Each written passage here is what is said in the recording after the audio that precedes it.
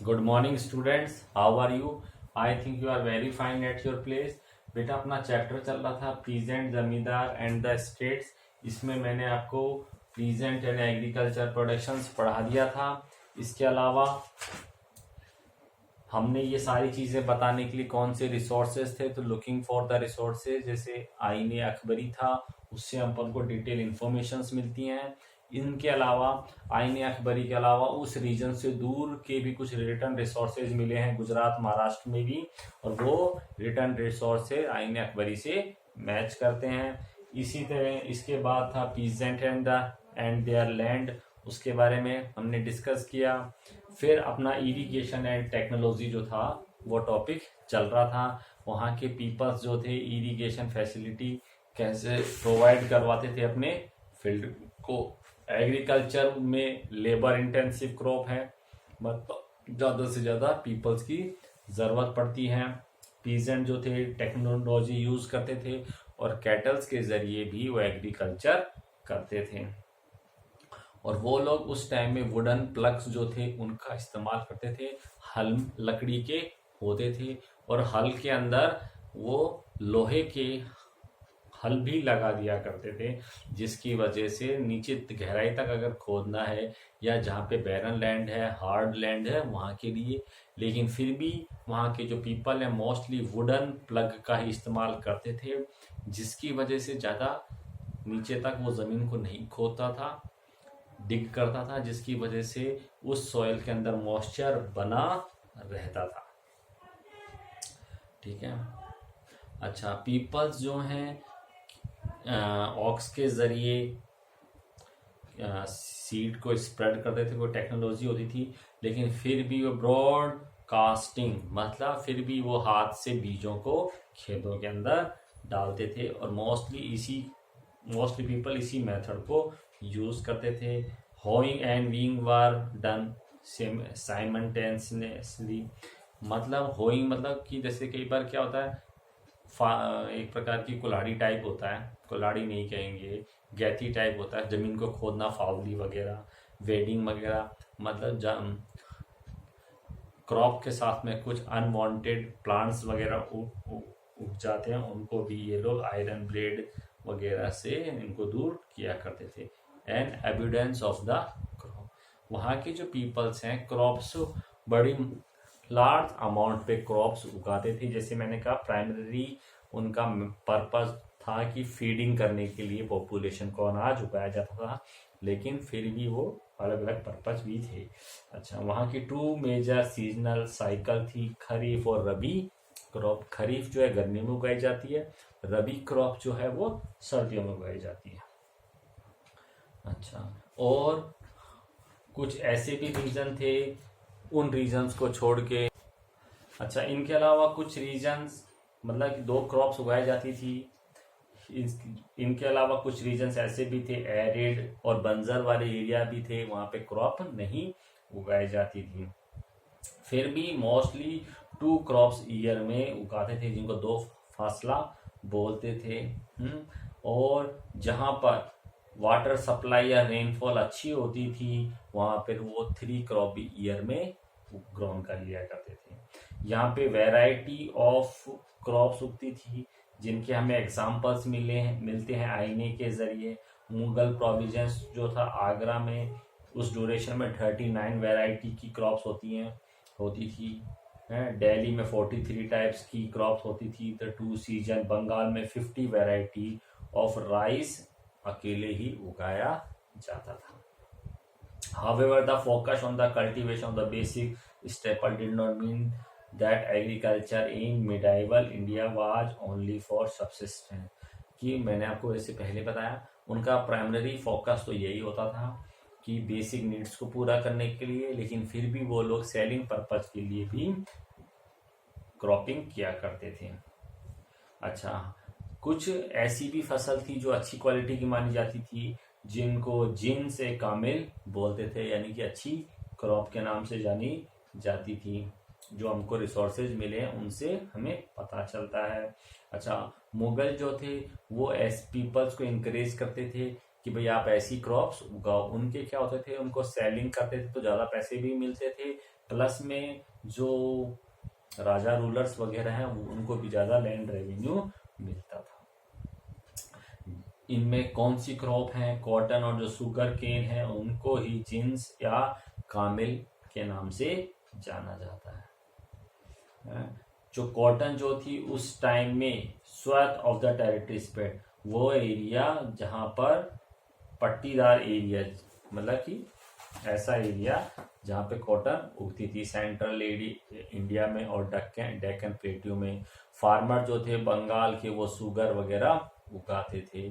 Such cash crop would also include various sort of oil seed, और कुछ cash crop भी थी, ठीक है, जिनको नकदी फसल भी कहते थे, जिनमें में मस्टर्ड और लेंटिल्स करके दलहन फसलें जो थी वो भी ये लोग उगाते थे। हम एग्जाम्पल से पता चलता है कि लोग बाग उस टाइम में सब्सिस्टेंस और कमर्शियल फार्मिंग दोनों ही करते थे। Work closely intertwined in an average peasant only, जैसे पीपल्स के पास में जगह होती थी उसके अकॉर्डिंग एवरेज में कोई ज़मीन है तो 50% पे सब्सिस्टेंस के लिए उगा लिया करते थे और 50% पे वो कमर्शियल पर्पज के लिए फसल उगाते थे। During the 17th century several new crop, अच्छा उस 17th सेंचुरी के अंदर कुछ क्रॉप्स ऐसी भी थी जो इंडिया में बाहर से लाई गई थी, जैसे मेज था, मक्का जिसको कहते हैं, ये इंडिया में आया था वाया अफ्रीका और स्पेन से, ठीक है। 17th सेंचुरी में listed as one of the major crop of western India, 17th century में यह वेस्टर्न इंडिया की मेजर क्रॉप्स में आ रहा था मक्का। इसी तरह से वेजिटेबल में टमाटो, पोटैटो और जो चिल्ली वगैरह है ये नए वर्ल्ड से आई थी, और इसी तरह से ही कुछ फ्रूट्स जो थे पाइनएप्पल और पपाया ये भी बाहर से आए गए थे। अब बात करते हैं विलेज कम्युनिटी की, कि गांव के अंदर कैसा समाज वगैरह था, कौन कौन से टाइप के जो पीपल्स थे वो रहते थे। The above account make it clear that agricultural production involved the intensive participation and initiative of the peasantry। इससे पता चलता है कि जो किसान जो थे उस टाइम में सोसाइटी के बहुत ही मेन पार्ट होते थे।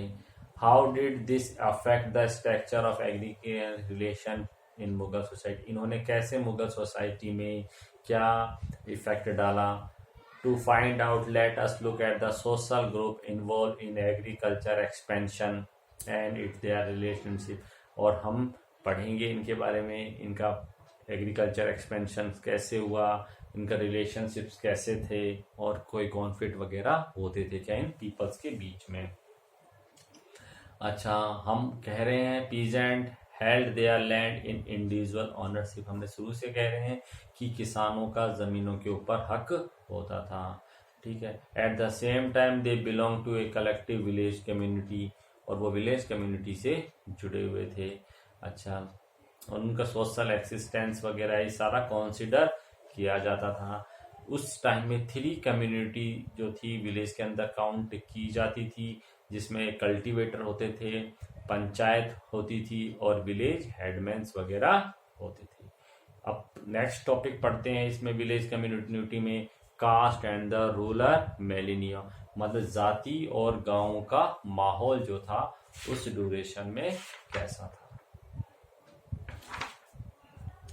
अच्छा, जैसे आज की सोसाइटी में डीप, अब हालांकि अपन कह देते हैं अपनी सोसाइटी में इक्वलिटी है, लेकिन ऐसा नहीं है, अपनी सोसाइटी में इक्वलिटी नहीं है। तो उसी तरह ही उस सोसाइटी में भी डीप इनइक्वलिटी थी, कास्ट और अदर कास्ट जो थी वहां पर होती थी। किसानों के कल्टीवेटर्स के भी डिफरेंट ग्रुप्स बने हुए थे, among those who tilde the land, और ये कैसे अलग अलग ग्रुप्स बने हुए थे जो जमीनों को खोदते थे, उनके साइज के अकॉर्डिंग किस प्रकार का वो लोग काम करते हैं इसके अकॉर्डिंग उनमें काफी सारे ग्रुप्स बने हुए थे।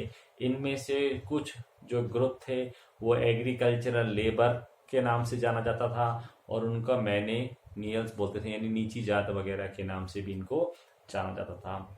अच्छा, despite the evidence of the cultivable land certain caste group assigned menial था, जमीन की बहुतायत होने के बावजूद भी कुछ एक पर्सन ऐसे थे जिनको नीचे वाला काम किया जाता था। नीचे वाले काम का मतलब है कुछ ऐसे काम जो कि सोसाइटी में ठीक नहीं समझे जाते थे। हालांकि इनकी through there was no census, हालांकि उस टाइम में कोई सेंसस वाला सिस्टम नहीं था, जनगणना वाला सिस्टम नहीं था। The little data that we have suggest that such group comprise a large section of the village population. और हमको पता है यह इस प्रकार का जो ग्रुप था उस सोसाइटी में बहुत ज्यादा था। ऐसे ग्रुप्स जो हैं वो सोसाइटी में बहुत ज्यादा थे जो कि नीचे वाला काम करते थे, क्योंकि उनके पास में लीस्ट रिसोर्सेज थे। वो अपने आप को कन्वर्ट ही नहीं कर पा रहे थे रिसर्च सेक्शन में, क्योंकि वो ऐसा काम करते थे। In the caste hierarchy much like the Dalit of modern India, और इनकी कंडीशंस लगभग ऐसी ही थी जैसे कि आज के मॉडर्न इंडिया में दलित्स वगैरह की होती है। Some distinctions had begun fermenting into other, क्यों इस प्रकार का प्रचलन जो था वहां पे ऑलरेडी बना हुआ था है। और इस प्रकार का जो प्रचलन जो था, जैसे हिंदू कॉमिक कम्युनिटी में नीची जाति मानी जाती है, तो इसी तरह ही मुस्लिम कम्युनिटी में भी इसी प्रकार से नीची जाति वाले लोग बाग होते थे जिनको हलाला खुरान बोलते थे, स्कैवेंजर्स बोला जाता था। इनके जो हाउस वगैरह होते थे वो गांव के बाहर होते थे, outside the boundary of the village. ठीक है, इसी तरह से ही एक और है माला जदाज करके था, जिनका मतलब होता था बोट्समैन वगैरह। इनको भी इनकी भी तुलना एक प्रकार से गुलामों की से ही की जाती थी। अच्छा, there was a direct correlation between the caste poverty and social status. देखो वहां के जो पीपल्स वगैरह थे उस टाइम में कोरिलेशन था, एक प्रकार का रिलेशन बना हुआ था कास्ट का, पुअर्टी का और सोशल स्टेटस का। जैसे कि कोई जाति है, नीची जाति का बंदा है, ठीक है, उसकी पुअर्टी नीची जाति का है तो वो गरीब भी होगा और उसका सोशल स्टेटस भी कम ही माना जाता है। तो इसीलिए दोनों तीनों के बीच में कोरिलेशंस बना हुआ था सोसाइटी के अंदर। क्यों था कोरिलेशन? नीची जाति का बंदा जो था उसको नीचे या बेकार समझने वाले काम ही दिए जाते थे और वो दूसरे काम नहीं कर सकते थे। इस वजह से उनका जो सोशल स्टेटस है वो हमेशा ही कम कैलकुलेट किया जाता था। आगे चलते हैं। इस प्रकार की जो सोसाइटी और भी पीपल्स थे जो इस प्रकार से काम करते थे, अभी अपन उनके बारे में स्टडी करेंगे। राजपूत थे उस टाइम में, वो भी एक प्रकार की पीजेंट्स माने जाते थे, फार्मर्स माने जाते थे, मारवाड़ के आसपास के जो हैं वो। और इन राजपूतों का जो स्टेटस जो था वो जाटों के बराबर था है, और ये भी सोसाइटी में लोअर स्टेटस माने जाते थे इनका पहले के टाइम में। ठीक है, इसी तरह से ही गोरावास करके थे, वो लैंड कल्टीवेटेड करते थे वृंदावन के आसपास में उत्तर प्रदेश में है। South Rajput status in the 17th century, उनका भी स्टेटस जो था राजपूतों की तरह ही था 17th सेंचुरी में। इसके अलावा अहीर, गुर्जर और मालीज जो थे ये भी उसी टाइम में यही काम करते थे, खेती बाड़ी का ही काम करते थे, लेकिन ये प्रॉफिटेबल काम करते थे। प्रॉफिटेबल काम करते थे कौन सा? कैटल रियरिंग और हॉर्टिकल्चर का ये लोग काम करते थे, जिसकी वजह से इनकी कंडीशन जो थोड़ी सी ठीक हो गई थी। In the eastern region intermediate pastoral and fishing caste, इसके अलावा और भी कुछ कास्ट जो थी उस एरिया के अंदर आ गई थी, जैसे ईस्टर्न रीजन्स के अंदर पेस्ट्रोल और फिशिंग कास्ट वगैरह थी, लाइक द सैदगोप और ये केवत करके थे। According to the status of the peasant, इनको भी स्टेटस जो है वो पीजेंट के आसपास का ही मिला हुआ था। पंचायत एंड हेडमैन, अब वहाँ की पंचायत के बारे में बात करेंगे और वहाँ के जो हेडमैन्स वगैरह होते थे अपन उनके बारे में बात करेंगे। अब अपन इसमें पंचायत और हेडमैन्स के बारे में पता करेंगे। पंचायत, विलेज पंचायत जो थी, माना जाता है कि वो असेंबली ऑफ एल्डर्स होती है, जो गांव के बुजुर्ग आदमी होते हैं, ओल्ड पर्सन जो होते हैं उन्हीं की होती है, और यह इंपॉर्टेंट पीपल्स होते हैं विलेज के, और hereditary rights over their property, और इनका अपनी प्रॉपर्टी के ऊपर अधिकार बना रहता है। अच्छा, in mixed caste village the panchayat was usually, जहाँ पे मिक्स कास्ट वगैरह होती हैं, यानी कि एक से ज़्यादा कास्ट होती हैं, तो वहाँ पे भी पंचायत में डिफरेंट टाइप के जो पीपल्स हैं वो लिए जाते हैं। पंचायत रिप्रेजेंट करती है वेरियस कास्ट और कम्युनिटी को, उस गांव की को। अच्छा, थ्रो द विलेज में manual cum agriculture worker were unlikely to be represent here. इन लोगों का जो स्थान वगैरह है मैनुअल या वर्कर्स वगैरह का, इनका कोई रिप्रेजेंटेटिव वहाँ पे नहीं रहता। The decision made by this panchayat were binding on the member. और जो विलेज पंचायत जो भी डिसीजन दे देती है वो पूरे गांव के पर्सन को मानना होता है। पंचायत का जो हेडमैन होता है उनको हम मुकदम और मंडल कहते हैं। सम सोर्सेस सजेस्ट करते हैं, हमको बताते हैं कि ये जो हेडमैन है यह चूज किया जाता है विलेज के ओल्ड पर्सन्स के जरिए। जो एल्डर्स होते हैं गांव के, वो लोग इस मंडल को या मुकदम को चुनते हैं, और वो अपने चुनने के बाद में इस चीज को रेक्टिफाई जो है उस गांव का जमींदार कर देता है कि हाँ भाई ठीक है, हमें सबको मंजूर है। हेडमैन जो है अपने ऑफिस में या अपने पोस्ट पर तब तक बना रहता है जब तक कि वो विलेज के एल्डर्स पर अपना विश्वास बनाकर रखता है, और जब ये विश्वास टूट जाता है तो विलेज हेडमैन को अपने पोस्ट से हटा दिया जाता है। अच्छा, जो हेडमैन जो है उसका काम क्या होता है? विलेज हेडमैन जो है वो विलेज का जो अकाउंट होता है उसको तैयार करता है, सुपरविजन करता है और उनको हेल्प करने के लिए पटवारी, अकाउंटेंट वगैरह जो हैं वो हेल्प करते हैं गांव। अच्छा, जो पंचायत है वो अपना एक फंड बनाती है, और यह फंड, इस फंड में उस गांव के जो पर्सन है वो कंट्रीब्यूशन करते हैं। एक गांव का एक बजट नहीं, एक सेफ्टी के अकॉर्डिंग एक फंड इकट्ठा कर लेते हैं। अच्छा, यह फंड जो है कहाँ से आता है? This fund were use for, कई बार क्या होता है ये फंड इकट्ठा हो जाता है, कई बार क्या होता है किसानों के पास में, फार्मर्स के पास में पैसा नहीं होता है, और उधर से भी राजा के जो बंदे हैं वो आ जाते हैं लैंड रेवेन्यू लेने के लिए, तो इस फंड से वो पेमेंट की जाती है टाइम टू टाइम।